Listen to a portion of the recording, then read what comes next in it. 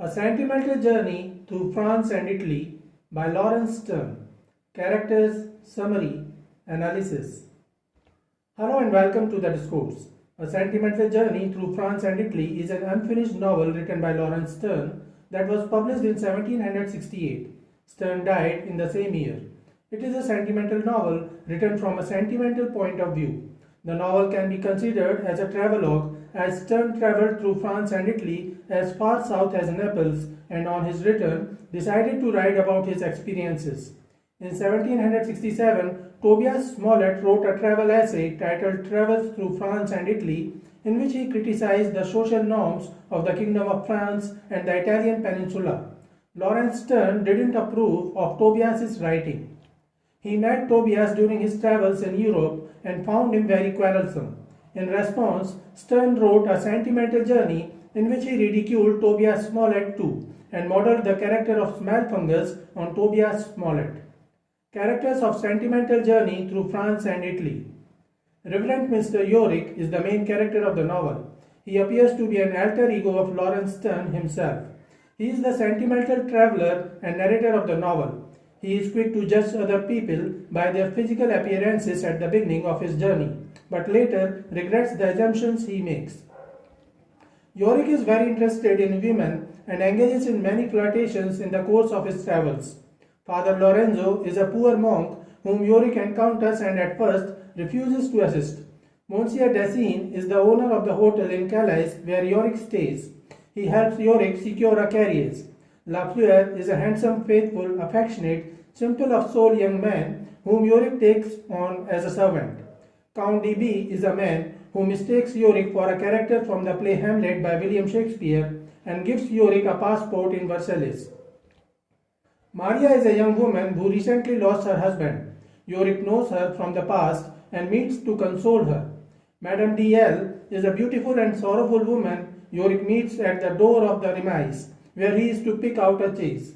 He receives a letter from her and sends back a love letter written by someone else, but the two do not cross paths again. Madame D.R. is a woman to whom Yorick is supposed to deliver a letter in Paris.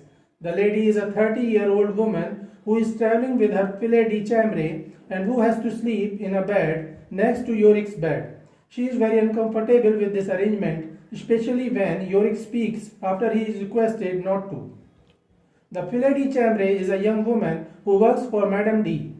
Yorick initially sees her in a bookshop and compliments her on her virtue. The two later engage in a flirtatious interlude, with Yorick touching her satin purse and helping her with her broken shoe. Their flirtation gets Yorick kicked out of his hotel room. The grisette is a beautiful shopkeeper whom Yorick asks for directions and flirts with at some length, even though she has a husband. Summary of A Sentimental Journey Through France and Italy. Reverend Yorick is an English priest who never visited France. One day, he suddenly feels an urge to compare France to Britain. Thus, he packs lightly and sets sail next day from Dover to Calais. In Calais, a Franciscan monk begs Yorick for alms.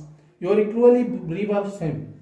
The monk leaves once Yorick chastises him for depending on the bread of other people's labor. After the monk leaves, Yorick regrets his cruelty and resolves to let his trip teach him to be a better person. He meets with Monsieur Dacian, the owner of the tavern where Yorick stayed. Dacian also owns a carriage yard and offers to show him some carriages for Yorick's travel.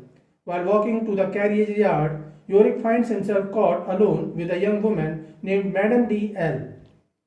He accidentally insults her, eventually deciding that the monk told her a bad story about him. The monk is nearby and he and Yorick exchange snuff boxes. Yorick is desperate to make amends for the non-existent insult. Yorick waits for the employees of the carriage store. He sees Madame D.L. again and tries to strike up a conversation. His attempts fail, but the hotel manager returns with the key to the store and begins to show Yorick the carriages. Yorick and Madame D.L. are shown in one carriage and they are accidentally locked inside.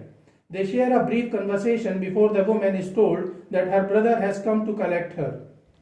Yorick mentions that her brother's arrival has spoiled a proposal he wanted to make her. She replies that she guesses what the proposal is and that if her brother had not arrived, she would have accepted. She then leaves. Yorick purchases a carriage and thinks about a writer named Smellfungus with whom he has a bitter rivalry.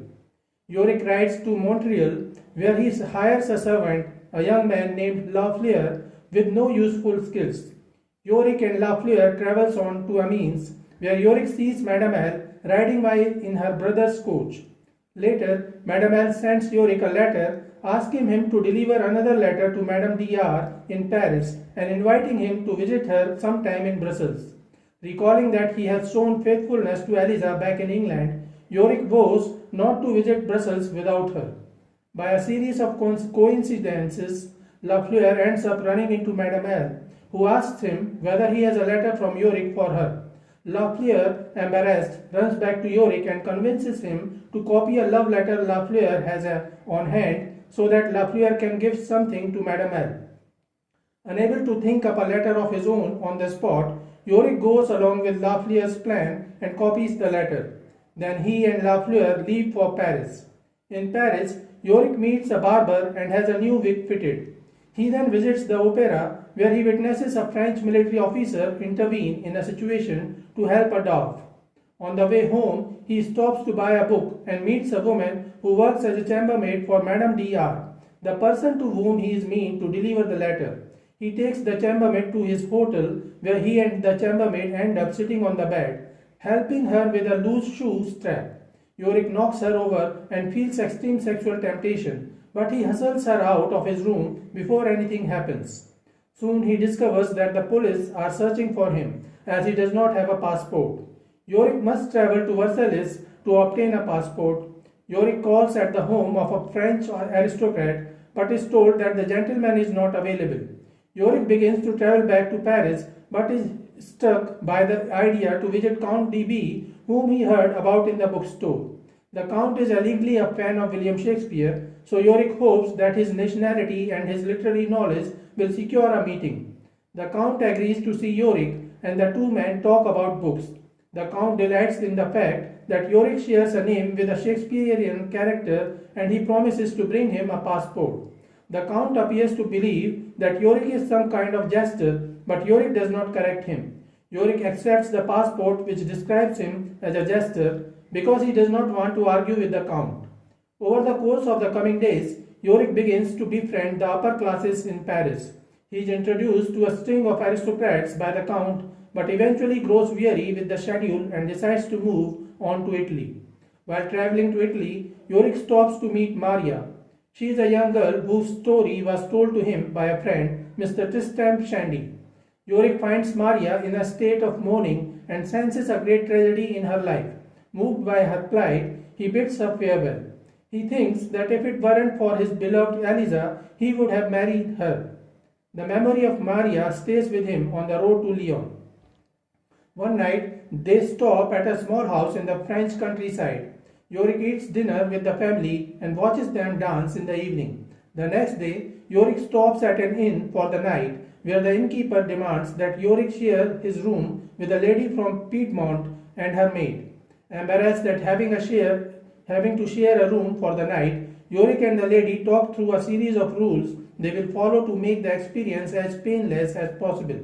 Among the rules is that Yorick will not speak after they have gone to bed except to say his prayers. After they go to bed, however, Yorick tosses and turns so miserably that he ends up shouting, "Oh my God!" The lady scolds him. While making excuses for his outburst, the maid quietly enters the room. Yorick throws out his arm in the dark, catching hold of her. The novel stops here with an incomplete sentence. So this is it for today. We will continue to discuss the history of English literature. Please stay connected with the discourse. Thanks and regards.